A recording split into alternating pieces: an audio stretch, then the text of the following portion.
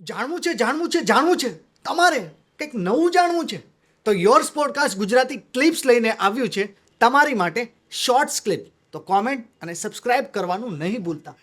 તમે વાત કરો છો કે તમે એક્ઝિબિશન એટલા બધા અટેન્ડ કર્યા, ફાધરની જેમ તમે પણ ઘણા બધા બિઝનેસ કર્યા. એવું નથી કહેતો કે બધામાં નિષ્ફળતા મળી, ઘણામાં સફળતા પણ મળી હશે. તો આજ સુધી કેટલા બિઝનેસમાં તમને સફળતા મળી? મેં એક રિયલ ડાયમંડ જ્વેલરીનો બિઝનેસ સ્ટાર્ટ કર્યો હતો, પણ 1 વર્ષ ચલાવ્યો. પણ એમાં ખ્યાલ આવી ગયો કે ભાઈ નહીં, મારે આ બિઝનેસ મોટો કરવા માટે બહુ બધો ઇન્કમ સોર્સ કે બહુ બધી ફાઇનાન્શિયલ મારે જોશે.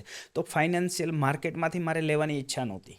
ભાઈ ઘણીવાર કેવું થાય, સિલ્વર જ્વેલરી રિયલ ડાયમંડ જ્વેલરીનો બિઝનેસ છે તો એક કેવું છે, ક્વોલિટી અને એક ઇમ્પોર્ટન્સ થઈ જાય વેલ્યુ પ્રમાણે. ભાઈ લોકો સાથે ડીલ કરવાની છે, મેન્યુફેક્ચરિંગ કરાવવાનું છે. તો ઘણીવાર કેવું છે, તમારા કારીગર કોઈ તમારું ગોલ્ડ લઈને જતા રહ્યા તો, ડાયમંડમાં કોઈ ફ્રોડ થઈ ગયો તો, માર્કેટમાં કોઈની સાથે ડીલ કરી અને સમજો ચલો આપણે પહેલાં કેસમાં જ ડીલ કરીએ, પણ જેમ જેમ કામ થતું જાય એમ કે ચલો હવે નેક્સ્ટ વીકમાં તમે પેમેન્ટ લઈ લેજો. તો હવે તમે 4-5 વાર કામ કર્યું હોય, એક રિલેશન બિલ્ડ થઈ ગયા હોય, તો તમે એમ જો વાંધો નહીં, આ નેક્સ્ટ વીકમાં પેમેન્ટ લઈ લેશું.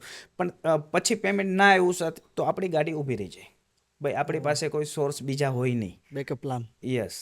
તો મારો પહેલેથી એવો જ હતો કે ભાઈ આપણી પાસે જે મૂડી છે એ મૂડીમાંથી આપણે કયો બિઝનેસ કરી શકીએ. આ બિઝનેસમાંથી કાં મારે બેંકના રૂપિયા લેવા પડે, કાં મારે માર્કેટમાં રૂપિયા લેવા પડે, કાં કોઈની સાથે ભાગીદારીમાં કરવું પડે. તો પહેલેથી એક પ્લાન હતો કે નહીં, ભાગીદારીમાં તો બિઝનેસ કરવો જ નથી, મારે ઇન્ડિવિજ્યુઅલ. બિકોઝ કેવું છે, કાંઈ બી થાય તો એની જવાબદારી મારે લેવી પડે કે ભાઈ મારી પાસે કોઈ મારું ફ્રોડ કરી ગયું તો એની જવાબદારી મારી છે, મારા પાર્ટનરની કે બીજા કોઈ મારા ઇન્વેસ્ટરની નથી. તો પહેલેથી એવું હતું કે નહીં, મારે એવું રિસ્કવાળો બી ધંધો નથી કરવો કે મારે કોઈને જવાબ દેવા પડે કે ભાઈ મારો પેલો વેપારી પૈસા લઈ ગયો છે કે કારીગર પૈસા લઈ ગયો છે તો મારે હું તમને નહીં આપી શકું કે મારે ટાઈમ લાગશે. મારે એવું કરવું જ નથી. મારી પાસે જે છે એમાંથી હું શું નવું કરી શકું, હું એમાંથી કેટલો ધંધો મોટો કરી શકું.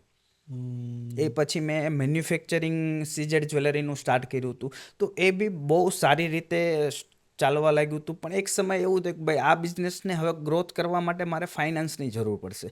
તો ફાઇનાન્સના લિમિટેડ એક તમારે જોશે એમ. યસ, કે ભાઈ ફાઇનાન્સ હશે તો જ હું બિઝનેસને ગ્રોથ કરી શકીશ. તો એના માટે બેંકના રૂપિયા લેવા પડશે, કાં માર્કેટમાંથી બીજેથી રૂપિયા લેવા પડશે. મેં કીધું આપણે આ નથી કરવું, કેમ કે એમાં સામા રિસ્ક ફેક્ટર બી એટલા હોય કે ભાઈ મેન્યુફેક્ચરિંગમાં બહુ બધા કારીગરો હોય છે તો એ અવારનવાર ફ્રોડ કરતા હોય છે ગોલ્ડમાં. ઘણીવાર વેપારી કોઈ ઘણા બધા પ્રકારનું ફ્રોડ થતું હોય છે. તો એ બી એક કહેવાય ને, સજાગતાની સાથે ચાલવું પડતું હોય છે. પણ હવે કેવું હોય, હવે એમાં તો કાંઈ બી ક્યારે બી થઈ જ શકે, એવું કોઈ આપણા હાથની વાત નથી. તો મેં કીધું આ એક ફેક્ટરમાં તો આપણી પાસે જે મૂડી છે ને એમાં રિસ્ક ફેક્ટર બની શકે, તો આપણે હજુ કંઈ નવું વિચારવું જોઈએ.